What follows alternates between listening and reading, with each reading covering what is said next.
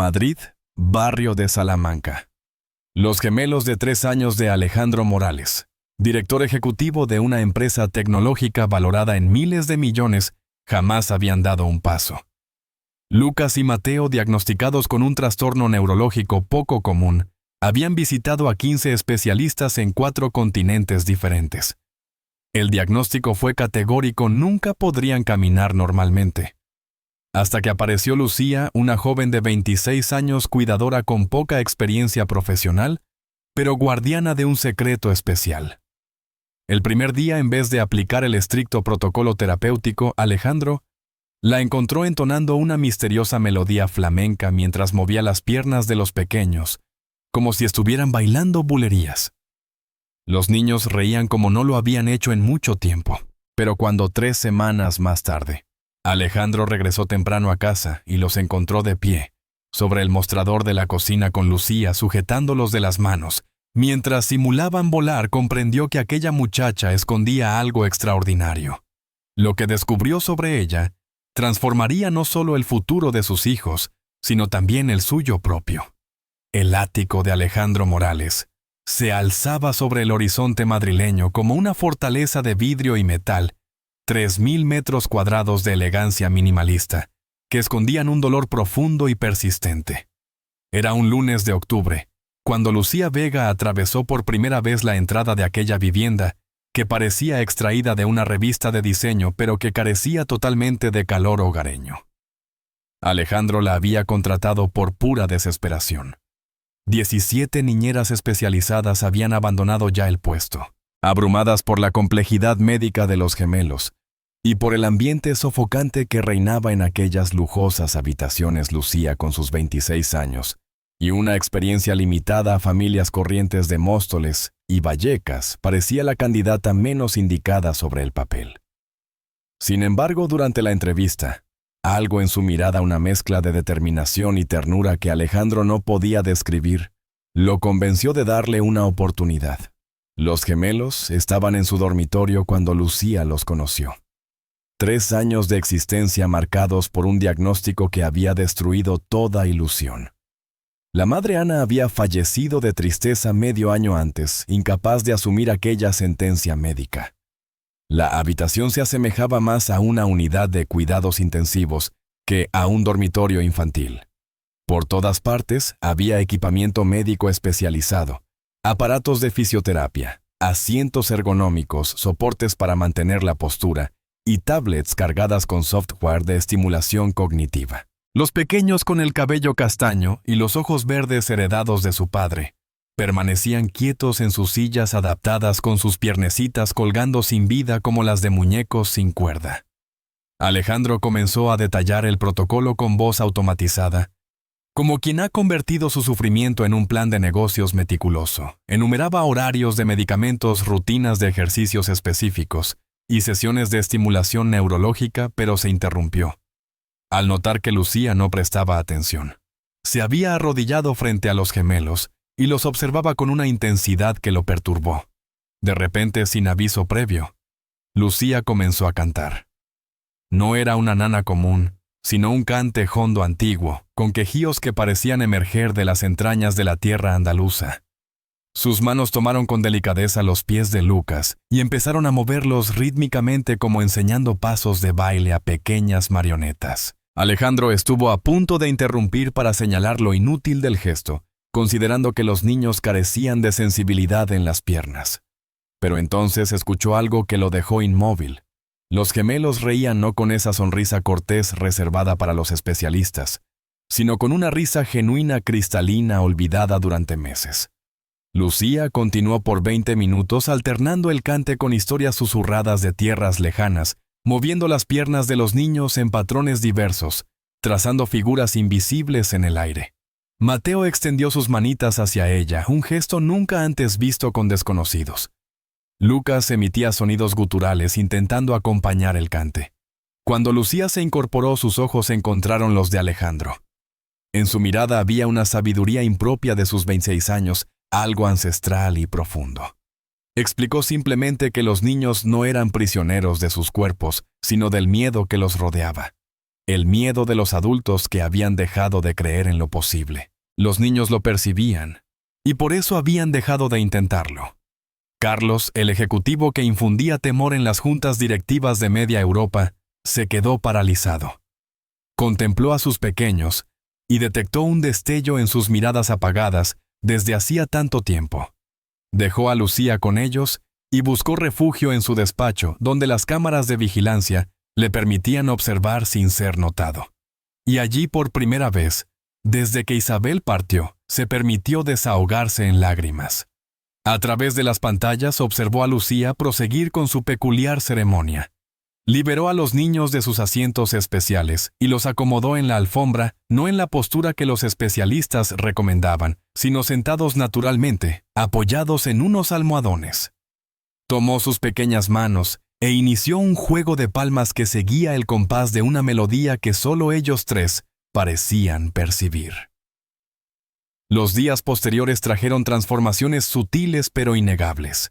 Los gemelos mostraban mejor apetito, descansaban más plácidamente por las noches y especialmente buscaban constantemente a Lucía con la mirada como flores, siguiendo la trayectoria del sol. La joven había convertido cada actividad cotidiana en un momento mágico. Las sesiones de fisioterapia se transformaban en una danza cósmica, las comidas en una exploración sensorial de sabores, el baño en una aventura por océanos desconocidos. Fue al concluir la segunda semana cuando Carlos presenció lo inexplicable. Había regresado temprano por una videollamada cancelada y escuchó música proveniente de la cocina. No eran las típicas melodías infantiles, sino algo rítmico casi ancestral que hacía vibrar el ambiente. Se aproximó sigilosamente y lo que descubrió lo dejó atónito. Lucía había colocado a los gemelos de pie sobre la encimera de granito negro. Sus piernecitas, que los mejores especialistas del mundo habían diagnosticado como permanentemente paralizadas, se movían. Eran movimientos minúsculos, casi imperceptibles, pero sus pies respondían al ritmo. Sus rodillas se flexionaban levemente como si sus músculos estuvieran despertando de un largo letargo. Carmen lo sostenía bajo las axilas entonando una nana flamenca indescifrable, mientras los pequeños no solo se mantenían erguidos, sino que parecían querer brincar danzar junto a ella. Carlos permanecía escondido tras la puerta con el corazón palpitando tan intensamente que opacaba la melodía. Las resonancias magnéticas evidenciaban lesiones permanentes. Los estudios neurológicos refutaban la posibilidad de lo que sus ojos contemplaban, y sin embargo allí estaban sus hijos moviendo extremidades que la medicina había declarado inertes. Las últimas 3 semanas habían transcurrido como una ensoñación en vigilia. Los avances de los gemelos contradecían todo conocimiento médico establecido. No se limitaban a mover las piernas durante sus encuentros con Carmen, sino que además intentaban incorporarse por sí mismos, sujetándose al mobiliario con una voluntad que Carlos jamás había percibido en ellos. El doctor Sánchez, puerta eminencia neurológica del Hospital La Paz y referente mundial, quedó perplejo durante su última evaluación. Los nuevos estudios revelaban actividad en regiones cerebrales antes inactivas, como si alguien hubiera reactivado conexiones que la ciencia consideraba permanentemente dañadas. El especialista negó con la cabeza, incapaz de ofrecer una justificación científica, musitando sobre remisiones espontáneas estadísticamente inverosímiles. Carlos había optado por trabajar más frecuentemente desde casa, oficialmente para monitorear el progreso de sus hijos, pero en realidad obsesionado por descifrar el enigma que era Carmen. La observaba mediante las cámaras de seguridad, detectando patrones imperceptibles para el observador común. Cada gesto seguía una precisión geométrica. Cada melodía contenía frecuencias particulares que se reiteraban con variaciones calculadas. Existía un método tras la aparente improvisación. Las averiguaciones sobre Carmen Ruiz mostraban una biografía aparentemente ordinaria. Familia modesta sevillana, estudios secundarios, formación pedagógica incompleta pero con intervalos inexplicables. Un período de 2 años entre los 18 y 20 donde parecía haberse esfumado sin dejar rastro. Sin registros laborales, ausente en redes sociales, sin vestigios. Una noche después de que los gemelos se durmieran abrazando los muñecos proporcionados por Carmen, que misteriosamente los tranquilizaban más que cualquier medicamento, Carlos la confrontó en el salón. La vivienda estaba sumida en silencio. Madrid resplandecía a través de las ventanas, mientras una tensión palpable flotaba entre ellos. Carlos fue directo al asunto cuestionando su verdadera identidad. Carmen lo observó detenidamente antes de contestar, como sopesando la cantidad de verdad que él podría asimilar. Entonces comenzó a relatar una historia que parecía extraída de otra época.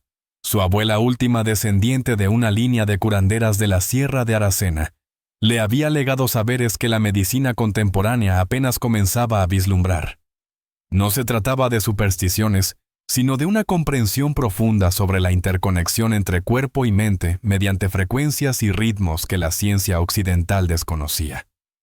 Cuando cumplió 18 años tras el fallecimiento de su abuela Carmen, emprendió un viaje.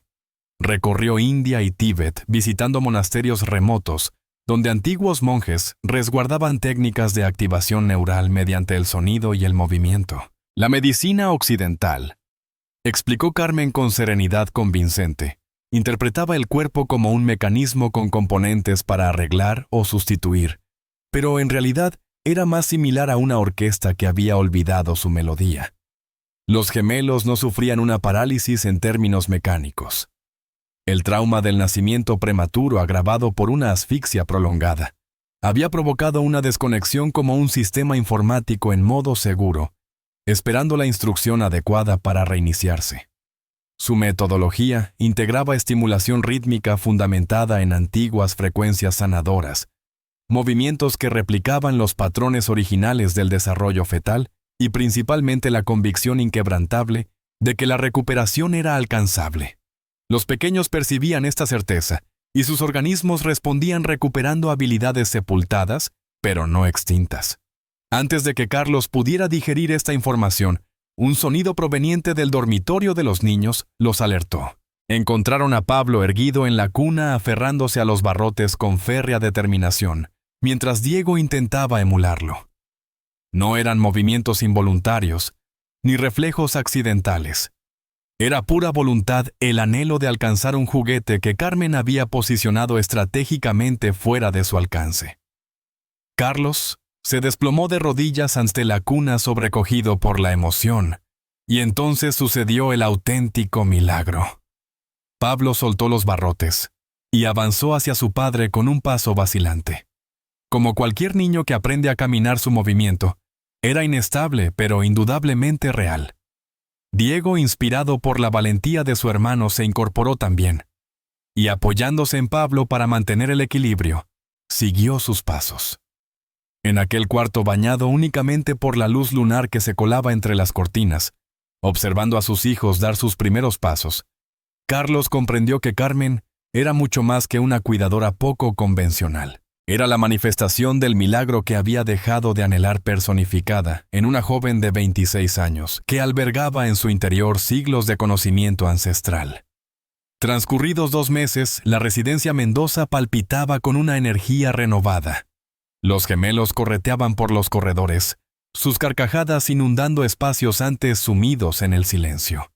El doctor Sánchez Puerta convocó a especialistas europeos para analizar el caso. Los estudios cerebrales revelaban una regeneración neurológica que desafiaba los principios médicos establecidos.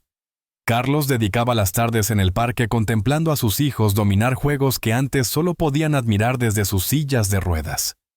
Carmen había instaurado rituales terapéuticos, masajes matutinos, con esencia de romero, comidas acompañadas de ritmos flamencos, veladas, danzando bajo el cielo estrellado madrileño.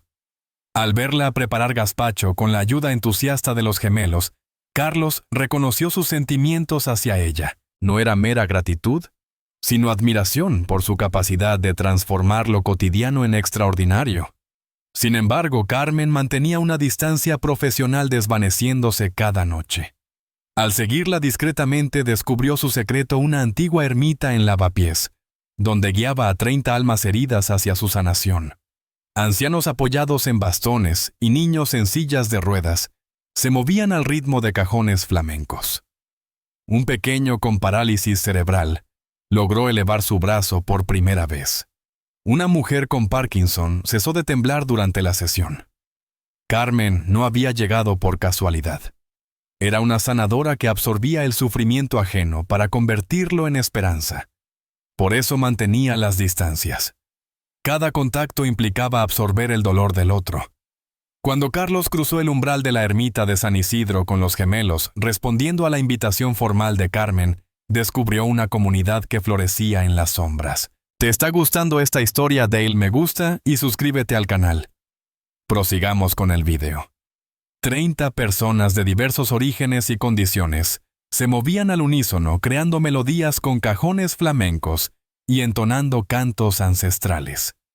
Los gemelos se integraron naturalmente recibidos por otros niños, sin compasión forzada ni curiosidad malsana. Roberto, antiguo guitarrista flamenco, que ahora usaba silla de ruedas, relató cómo Carmen había reavivado su pasión musical tras el accidente. Una madre compartió la historia de su hijo autista, que había recuperado el habla. Cada testimonio evidenciaba el don sanador de Carmen. No se trataba de forzar la sanación, sino de despertar la memoria curativa del cuerpo. Durante el regreso a casa con los gemelos dormidos, Carlos cuestionó el secretismo de aquel refugio.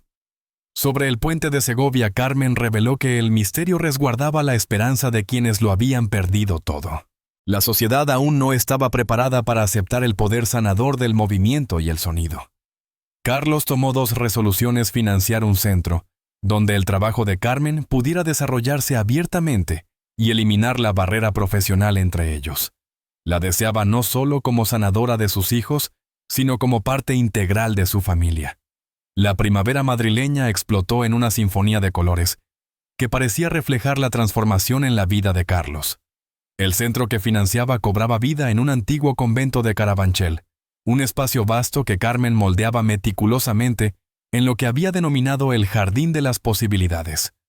Reconocidos arquitectos trabajaban siguiendo sus precisas especificaciones: salas con acústicas especiales, para amplificar frecuencias específicas, suelos con diversas texturas, para estimular los pies descalzos, jardines sensoriales, donde cada planta se seleccionaba por sus cualidades terapéuticas. Los gemelos eran ahora indistinguibles de cualquier otro niño de su edad. Corrían por los jardines, disputaban los juguetes entre risas y escalaban cada rincón con esa vitalidad inagotable característica de una niñez saludable. Sus personalidades, antes ocultas bajo el manto de la enfermedad, ahora resplandecían con intensidad. Pablo se revelaba como el aventurero intrépido, mientras Diego emergía como el pensador contemplativo. El doctor Sánchez Puerta había documentado el caso en diversos artículos científicos, intentando explicar el extraordinario fenómeno. Sus escritos abordaban conceptos como la neuroplasticidad acelerada, la integración multisensorial y los mecanismos compensatorios neurales, aunque en conversaciones informales después de compartir un buen vino, confesaba que el método de Carmen contenía elementos que la medicina actual no podía explicar. Para Carlos, el cambio más significativo había sido interno. El empresario que había edificado un imperio tecnológico con calculada precisión y férrea determinación, había encontrado gozo en los momentos más simples. Una carcajada espontánea de sus pequeños podía interrumpir la reunión más crucial. Un dibujo infantil en el refrigerador superaba en valor a cualquier balance financiero, pero una inquietud persistía en este escenario de renovación. Carmen mantenía invariablemente su distancia profesional. Se mostraba presente, entregada y afectuosa con los niños, pero cada intento de Carlos por establecer una conexión personal era sutilmente evadido. Era como intentar abrazar una brisa siempre cercana, pero intangible. Todo alcanzó su punto culminante una noche de mayo. Carlos organizó una cena para celebrar los avances de los niños, rodeándose de amigos cercanos que habían sido pilares durante los momentos difíciles. Carmen preparó exquisiteces que fusionaban la cocina andaluza con sabores internacionales, creando una velada de sublime sencillez. Cuando los invitados partieron y los niños descansaban plácidamente, Carlos encontró a Carmen en la terraza. Madrid centelleaba bajo ellos, mientras el aroma del jazmín anunciaba la proximidad del verano. Decidió que era el momento. No podía seguir existiendo en ese espacio indefinido entre el agradecimiento y el amor. Las palabras brotaron como un manantial imparable. Le reveló cómo se había enamorado no solo por el milagro que había realizado con sus hijos, sino por los innumerables detalles cotidianos, por su capacidad de convertir lo mundano en extraordinario, por haber traído luz y vida a un hogar que había permanecido demasiado tiempo sumido en las sombras. La invitó a quedarse no como empleada, sino como compañera de vida, como madre, para sus pequeños, como la mujer que deseaba amar. Carmen lo escuchó con ojos húmedos y brillantes, y cuando respondió su voz vibraba con emoción. Admitió que ella también albergaba sentimientos profundos, que era inevitable no desarrollar un vínculo especial con esta familia, que se había convertido en el centro de su existencia. Sin embargo, existía un secreto que Carlos desconocía, algo que alteraba completamente la situación. El don de su don no era simplemente producto de antiguas enseñanzas. Carmen padecía una condición neurológica poco común, una forma extrema de sinestesia, que le permitía visualizar las frecuencias corporales ajenas como colores y melodías. Tenía la extraordinaria capacidad de detectar visualmente los bloqueos energéticos y escuchar las disonancias en el sistema nervioso. Era un don excepcional, pero también una pesada cruz. Cada contacto físico intenso implicaba absorber las emociones y el sufrimiento del otro, experimentándolos como propios. Le explicó que intimar con Carlos significaría absorber todo su dolor por Isabel, su preocupación por los niños, el peso acumulado de años de sufrimiento, y temía que tal intensidad emocional pudiera destruir su propia estabilidad mental. Carlos la contempló con una nueva comprensión, entendiendo por fin el sacrificio diario que hacía por sanar a otros, pero también vislumbró una solución. Le propuso un acuerdo: emprendería su propio proceso de sanación emocional, procesaría el duelo, y la culpa se liberaría de sus cargas, no por ella, sino por sí mismo y sus hijos. Y cuando estuviera preparado, cuando pudiera ofrecerle fortaleza en lugar de dolor, volverían a intentarlo. Carmen lo contempló con una mezcla de asombro y esperanza en su mirada. Decidió permanecer a su lado, acompañándolo en esta travesía, no como una simple empleada, sino como amiga y guía, y quizás cuando el momento fuera propicio para ambos, como algo más profundo. 12 meses después de aquella reveladora noche en la terraza, el Jardín de los Posibles inauguraba sus instalaciones en una radiante mañana de primavera. Una multitud considerable se había congregado, familias con niños que enfrentaban discapacidades, buscando un rayo de esperanza, profesionales médicos intrigados por presenciar la metodología Carmen en funcionamiento, reporteros atraídos por la extraordinaria recuperación de los gemelos Mendoza, y especialmente la comunidad de la ermita, que por fin contaba con un espacio verdaderamente digno. Los gemelos, próximos a cumplir 5 años, atravesaban los jardines como pequeños torbellinos de energía, coordinando juegos y conduciendo a otros niños en aventuras fantásticas. Se habían convertido en los embajadores naturales del centro, demostrando vívidamente que los límites son solo percepciones. Pablo había logrado integrarse al equipo infantil del Atlético de Madrid, mientras Diego revelaba un talento innato para la música, interpretando sencillas melodías en el cajón flamenco durante las terapias grupales. Carlos era ahora una persona completamente renovada. Medio año de terapia intensiva, participación activa en las sesiones de la ermita y un enfrentamiento directo con sus conflictos internos habían provocado una transformación profunda.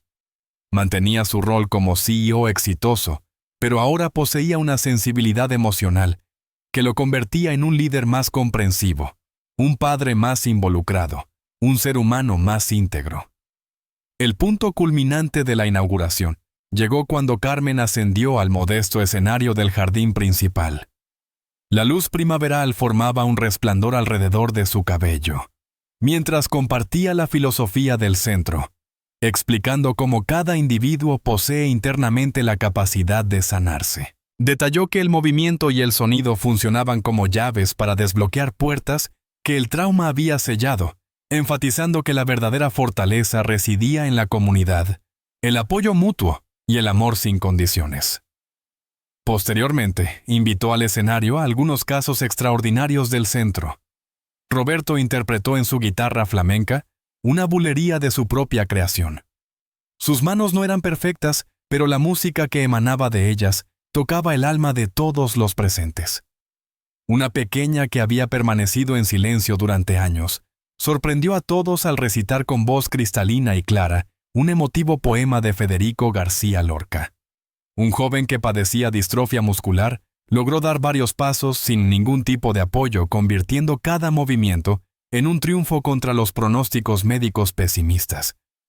Pero el momento que verdaderamente dejó sin aliento a todos los asistentes fue cuando Pablo y Diego subieron al escenario. Con esa peculiar seriedad característica de los niños, cuando tienen algo verdaderamente importante que comunicar, anunciaron que Carmen se convertiría en su nueva madre. Diego, con una solemnidad conmovedora, aclaró que no reemplazaría a la mamá que los cuidaba desde el cielo, sino que sería la madre terrenal que los ayudaría a crecer. El público quedó en completo silencio cuando Carlos apareció en el escenario. Se arrodilló frente a Carmen, no como un gesto teatral, sino como una necesidad de mirarla directamente a los ojos, y extrajo no un costoso anillo de diamantes, sino una sencilla alianza de plata que llevaba grabada en sánscrito una frase que ella le había enseñado durante su proceso de sanación. Sus palabras, aunque simples, estaban cargadas con el peso de un año de transformación personal. Le confesó haber realizado el trabajo interno necesario, haber confrontado sus demonios personales y haber aprendido a gestionar su dolor sin proyectarlo en otros. Le mostró sus manos ahora firmes y seguras. Le expresó que podía ofrecerle no la carga de su sufrimiento, sino la fortaleza de su renacimiento. Carmen lo observó y con esa intuición especial que la caracterizaba, ya no percibió la oscuridad del dolor, sino el resplandor de la esperanza. No el miedo, sino el amor puro. Por primera vez desde que llegó a esa casa, permitió que Carlos la tocara verdaderamente. El beso que compartieron fue acompañado por una explosión de aplausos de los presentes, las risas jubilosas de los gemelos que brincaban alrededor, y esa extraña y maravillosa sensación de cuando el universo se alinea perfectamente.